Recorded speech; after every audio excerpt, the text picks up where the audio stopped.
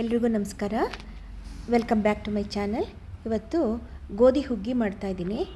ಅದಕ್ಕೆ ಬೇಕಾಗಿರೋ ಸಾಮಾನುಗಳು ಗೋಧಿ ತರಿ, ಅದೊಂದು ಅರ್ಧ ಕಪ್ಗಿಂತ ಒಂಚೂರು ಜಾಸ್ತಿ ಇದೆ.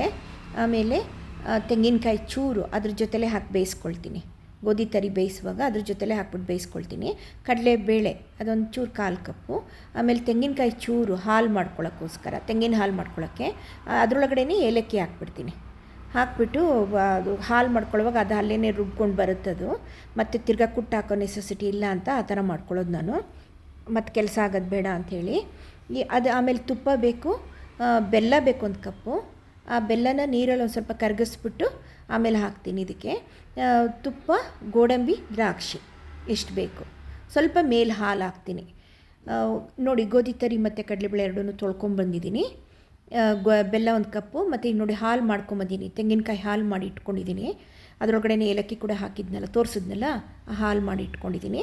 ಈಗ ನೋಡಿ, ಬೆಲ್ಲ 1 ಕಪ್ ತೊಗೊಂಡಿದ್ದೀನಿ. ನಿಮಗೆ ಬೇಕು ಅಂದರೆ ಇನ್ನೊಂದು ಸ್ವಲ್ಪ ಜಾಸ್ತಿ ಹಾಕ್ಕೊಳ್ಳಿ. ಇನ್ನೊಂದು ಸ್ವಲ್ಪ ಮೀಡಿಯಮ್ ಇರುತ್ತೆ ಯಾವತ್ತೂ, ಅದಕ್ಕೋಸ್ಕರ ಅಷ್ಟೇ ಹಾಕ್ಕೊಂಡಿದ್ದೀನಿ. ಈಗ ನೋಡಿ, ಒಂದು ಕುಕ್ಕರಲ್ಲಿ ತುಪ್ಪ ಹಾಕ್ಕೊಂಡಿದ್ದೀನಿ. ಈಗ ಅದರೊಳಗಡೆ ದ್ರಾಕ್ಷಿ, ಗೋಡಂಬಿ ಎರಡೂ ಕರೆದು ತೆಕ್ಕೊಂಬಿಡೋಣ. ಆಮೇಲೆ ಅದೇ ತುಪ್ಪದಲ್ಲಿ ಗೋಧಿ ನುಚ್ಚು ಮತ್ತು ಕಡಲೆಬೇಳೆ ಎರಡೂ ಸ್ವಲ್ಪ ಹುರ್ಕೊಳ್ಳೋದು ಅಂದರೆ ತುಂಬ ಹುರ್ಕೊಳ್ಳೋದಲ್ಲ, ಸ್ವಲ್ಪ ಬೆಚ್ಚಗಾಗೋಷ್ಟು ಹುರ್ಕೊಳ್ಳೋದು. ಆಯಿತಾ, ಬಂತದು. ತೆಗೆದಿಟ್ಕೊಂಬಿಡೋಣ. ತೆಗೆದಿಟ್ಕೊಂಡು ಈಗ ಅದೇ ಇದಕ್ಕೆ ಗೋಧಿ ನುಚ್ಚು ಕಡಲೆಬೇಳೆ ಹಾಕ್ತೀನಿ.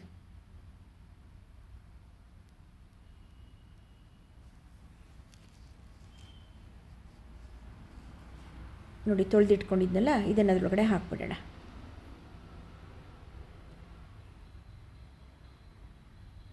ಒಂದು ಕಪ್ನಷ್ಟಾಗಿದೆ ನೋಡಿ.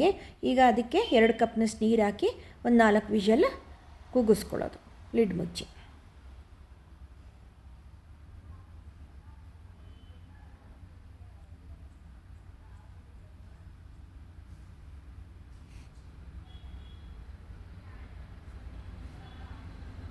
ಈಗ 1-2 ಲೋಟ, 2 ಕಪ್, ಅದೇ ಕಪ್ಪಲ್ಲೇ 2 ಕಪ್ ನೀರು ಹಾಕ್ತೀನಿ.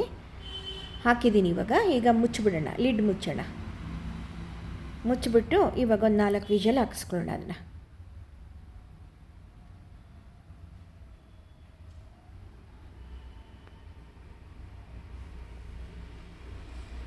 ಈ ಕಡೆ ವಿಷಲ್ ಹಾಕ್ಸಕ್ಕೆ ಬಿಡೋಣ. ಈ ಕಡೆ ಬೆಲ್ಲನ ಕರಗಿಸ್ಕೊಳ್ಳೋಣ. ಅದು ಒಂದು ಪ್ಯಾನ್ಗೆ ಹಾಕ್ಬಿಟ್ಟು ಒಂದೇ ಒಂದು ಸ್ವಲ್ಪ ನೀರು ಹಾಕ್ಬಿಟ್ಟು ಕರಗಿಸ್ಕೊಳ್ಳೋದಷ್ಟೇ. ಅದನ್ನು ಪಾಕ ಮಾಡ್ಕೊಳ್ಳೋದಲ್ಲ, ಬರೀ ಕರಗಿಸ್ಕೊಳ್ಳೋದು ಅಷ್ಟೇ.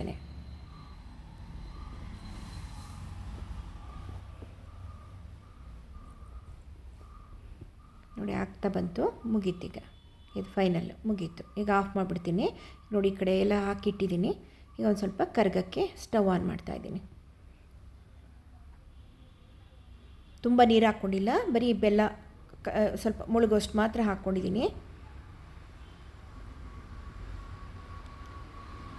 ಈ ಬೆಲ್ಲದಲ್ಲಿ ತುಂಬ ಕಲ್ಲಿರುತ್ತಲ್ಲ, ಅದಕ್ಕೋಸ್ಕರ ಸೋಸೆ ಹಾಕಬೇಕು ಅಂತ ನಾನು ಎಲ್ಲದಕ್ಕೂ ಈ ಥರ ಕರಗಿಸ್ಕೊಂಡೇ ಸೋಸ್ಕೊಂಡೇ ಹಾಕೋದು. ಇಲ್ಲಾಂದರೆ ಕರ ಬಾಯಿಗೆ ಸಿಗುತ್ತೆ ಅಂತ.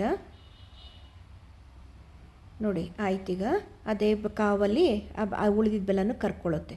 ಈಗ ನೋಡಿ, ಇದು ಪ್ರೆಷರ್ ಹೋಗಿದೆ, ಲಿಡ್ ತೆಕ್ಕೊಂಡಿದ್ದೀನಿ. ಈಗ ಅದಕ್ಕೇ ಬೆಲ್ಲದ ನೀರು ಸೋಸ್ಕೊಂಡು ಹಾಕೊಂಡ್ಬಿಡೋಣ.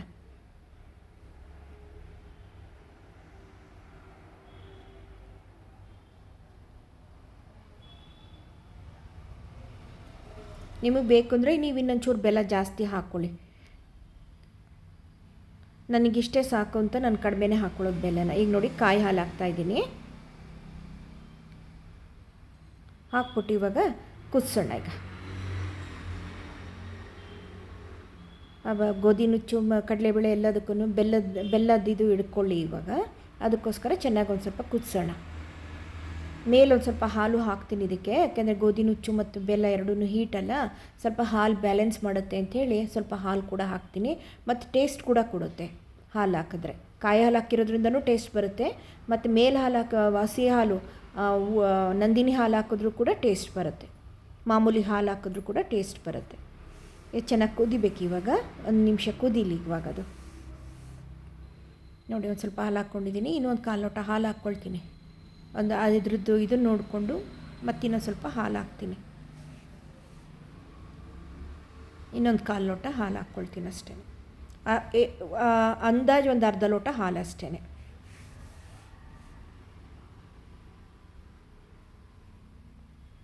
ದ್ರಾಕ್ಷಿ ಗೋಡಂಬಿ ಕೂಡ ಹಾಕ್ಕೊಂಡೆ. ಇನ್ನೊಂದು 2 ನಿಮಿಷ ಕುದೀಲಿ. ಇದು ಕುದ್ದಾದಮೇಲೆ ಆಫ್ ಮಾಡೋದಷ್ಟೇ. ಇದನ್ನು ಫ್ರಿಜ್ಜಲ್ಲಿ ಇಟ್ಬಿಟ್ಟು ತಿಂದರೂ ತುಂಬ ಚೆನ್ನಾಗಿರುತ್ತೆ, ಬಿಸಿಲು ತುಂಬ ಚೆನ್ನಾಗಿರುತ್ತೆ ಇದು. ನೋಡಿ, ಅದಕ್ಕೆ ಇನ್ನೊಂದು 1/4 ಲೋಟ ಹಾಲು ಹಾಕ್ಕೊಂಡೆ. ಕುದೀತಾ ಕುದೀತಾ ಗಟ್ಟಿಯಾಗಿ ಬರುತ್ತಲ್ಲ, ಆಮೇಲೆ ನೋಡಿಕೊಂಡು ಹಾಲು ಹಾಕ್ತೆ.